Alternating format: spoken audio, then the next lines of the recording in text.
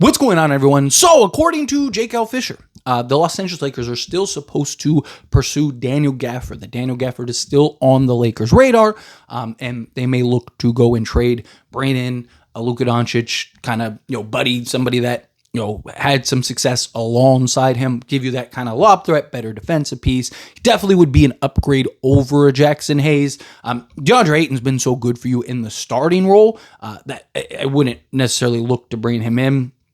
I'm not against Daniel Gafford. I like Daniel Gafford. He's making this year, if you were to go trade for him, $14.38 million. And then he has the new contract, the new extension that he signed, which is 3 years of $54 million. So he has 17 million, then 18, then 18, or just under 19 million. Right? Those are the 3 years. And he'd be 30 at the end of his contract. So he's a guy that fits the timeline. I've talked about how he would be kind of DeAndre Ayton insurance, which is good, right? Because even if DeAndre Ayton works out, and which I do, I think he will. He's been fantastic. I don't think he's just going to fall off a cliff production-wise or attitude-wise for the Lakers. But if he ends up getting, let's say a team offers him a big contract or something like that in the offseason, and now the Lakers are in a spot where it's we really need a center, Daniel Gafford would give you that guy.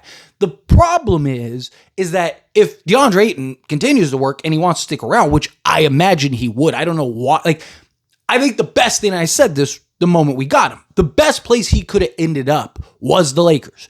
Now, he gets the big bright spotlight to kind of revamp his image, which he is. I mean, he's becoming a media darling, literally. And then also you're playing alongside Luka, Austin Reeves, and LeBron James. And even in a post-LeBron era, you're playing alongside Luka and likely Austin Reeves. Even if the Lakers at some point do trade Austin Reeves, you still have Luka Doncic, right? So no matter what, I think the Lakers is the best place for DeAndre Ayton. So do you really want to spend roughly $18 million a year on a backup center? Right? If DeAndre Ayton's been shooting the three ball really, or not the three ball, the mid-range really well. Could you maybe get kind of different looks? You could experiment and see, does a Gafford in Ayton two-man group work? Right? That's something that I'd start, but throughout the course of the game to kind of get both guys minutes, maybe. Again, you'd have to actually see that and see if it works. And you'd be very reliant on Ayton being able to continue to knock down the 15-footer and stuff consistently. But, Daniel Gafford, look, I'd love to have Daniel Gafford. Again, he'd be an upgrade over Jackson Hayes. But, Jackson Hayes has been really good. I don't want to discredit Jackson Hayes. And I've talked about the margin between backup centers is very thin because the role in which they play. Now, you could argue in a starting role, Gafford as a starter would give you more minutes. So, if Ayton gets the night off, yeah, Daniel Gafford's probably going to be better for you than a Jackson Hayes in a starting role. But, in the backup role, assuming DeAndre Ayton continues to stay healthy, knock on wood, especially come playoff time, you're running DeAndre Ayton 30 minutes a night, right? At least, if not more. Right? Maybe with a Daniel Gafford, maybe you're dropping him down to 25, but even then it's he's been so good for the Lakers, right? Are you really going to, punish him because you brought in a Daniel Gafford? I just don't think that makes a ton of sense. And then now you get into the playoffs, now you're basically having Daniel Gafford play 13 minutes a night, at most, maybe 15 minutes a night. And you're paying a guy $18 million a year going forward to basically be in that spot. Yes, that you could argue you're paying for him on the nights that DeAndre Ayton gets off or whatever, just give you that insurance, all that stuff. He's also somebody for a Luka Doncic, all of that, and look, Dallas was considering trading Gafford in the offseason, but they weren't getting the offers drip because he would have been a free agent next season. So people were like, dude, we got to pay him. We don't know how much he wants, and he could just leave us. So Dallas was like, all right, fine, we'll just sign him. And now he doesn't have the restrictions. They were able to sign him to where, early enough to where they could trade him, December, whenever, right? They trade him, if I'm not mistaken, I think they could trade him right now if they wanted to. But point is, they essentially, the word was, and the reports that came out were hey, Dallas signed Daniel Gafford to that contract to look to trade him and make it easier to trade him and get more of a return. So to me, it's how much do they want for Daniel Gafford, right? They're probably going to want at least your first. Now, I've seen people be like, oh, Dallas would never do business with the Lakers again. I don't buy that. I don't, right? If Lakers have the best deal, Dallas is going to do it, right? Again, business doesn't have emotion. Business doesn't hold grudges, any of that stuff. Like I've said it before. If every team that people said will never trade with the Lakers didn't trade with the Lakers would never get a trade done, ever. Right? Like anytime it's like, hey, this team, it's like, oh, that team would never trade with the Lakers. And then they end up trading with the Lakers. Like, again, teams want to get the best value, right? It'd be bad business not to trade with the Lakers, right? Like, so again, assuming that that's the actual trade that makes sense, right? But again, there'll be competition. If it's close, sure, I could see Dallas, if Lakers package and whatever, the Nets package, just random team, right? The Nets package are similar. Let's say the Nets are even slightly worse. Sure, maybe they'll do that just so they don't have to trade with the Lakers. But if the Lakers have like the clear-cut best package, then they'll go with the Lakers. But my thing is like, the last thing I think we need right now is another center. I don't. Now, obviously, things happen. Things could change, and knock on wood. But just based on what this team looks like and what the clear needs are, we need help out on the perimeter. We need two-way. We need a clear-cut starting three, and then ideally kind of that secondary guy, right? A guy that, a Keon Ellis, a Haywood Highsmith, an Abaji, whomever, right? Like Josh Green, somebody like that, right? You need somebody that can bring in and provide and play that role for you. And I've talked about, like, if you can get a backup center in the mix of it, right? Like, let's say you could go get a Dillon Brooks, and in the process of getting a Dillon Brooks, you can also get a Nick Richards, then sure, right? Go get both, right? Or if let's say you solve your need, right? Like, let's say you go and you pull off an Andrew Wiggins trade, and then you go get a Matisse Thybulle or whatever. And then, it's like, hey, let's go get an upgrade at the center position. You take like Dalton Connect still. Let's say you still have Dalton Connect, and you go trade him for Nick Richards. Then sure, yeah. Like if you've already solved your biggest needs and then went and got a center, but now you're talking, you have to send out $15 million. So bare minimum, you're probably sending out Dalton Connect and a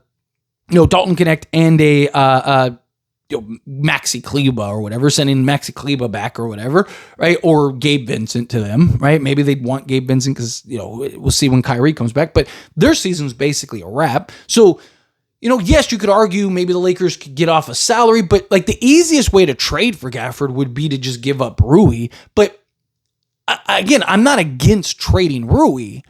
I just don't think trading Rui for another center, particularly a backup center, is the right move, right? If you're going to trade Rui, I think you need to trade him for, a Miles Bridges, a Herb Jones, or whatever, right? Like if it's, Rui Hachimura and a first for a Herb Jones, then yes, sure, go do that. But if it's Rui Hachimura and a first for Daniel Gafford, it just doesn't compute for me. Like I just don't think that that's what we need, right? Like, and again, like if we were in a position where we needed a center, or we had any thought like, man, DeAndre Ayton's leaving, right? Like, or whatever, like, then sure. I don't even know if another team would take a risk on DeAndre Ayton, because teams I think will look at this and go like, no, that's because he's with Luka and whatnot. He's on the late. Like, I think most teams will leave him be. Maybe a team would throw some money on him just to mess with the Lakers, but I just, again, and it's nothing against Daniel Gafford. I like Daniel Gafford. I think he's great. Right, he just turned 27, so he fits the Lakers' timeline. He's a guy that gives you that interior size, that interior defense, right? I mean, his nickname's the landlord for a reason. He's a guy that can just give you production. I mean, even this season, at a glance, giving you 10 points, 6 rebounds, 1.5 assists, 66% from the field. That's without Luka, right? He's easily going to be 70% plus. Right? He already has that built-in relationship and connection with Luka Doncic, so I think that there's value there. I like Daniel Gafford. But again, if we were looking for him to be our starting center, sure. Right? Like, or if the Lakers wanted to get off of DeAndre Ayton and bring in Daniel Gafford, sure. But why? Why would you want to do that? DeAndre Ayton, 1, is free. You don't have to give up any assets for. 2, he's been great for you. Like, genuinely, he's been great on both sides of the basketball. He's defending out on the perimeter. He's defending in space. He's defending in drop coverage. He's been the lob threat. His mid-range has been absolute butter. Like, the guy's done everything you could ask for and more. Right? So I don't know why you'd want to bring in Daniel Gafford when DeAndre Ayton is playing so well. And you also run the risk of DeAndre Ayton now kind of starting to check out, because it's like, oh, they just like, so what? They're just going to replace me or what? Like, you don't want that mess, right? Like, again, Daniel Gafford, in my opinion, is kind of the last thing the Lakers need. I'd rather the Lakers use even just the contracts to go. Let's say Dallas was like, hey, we just want to get off of his contract, right? We gave him the extension. We want to trade him. We'll just swap Gafford for Rui.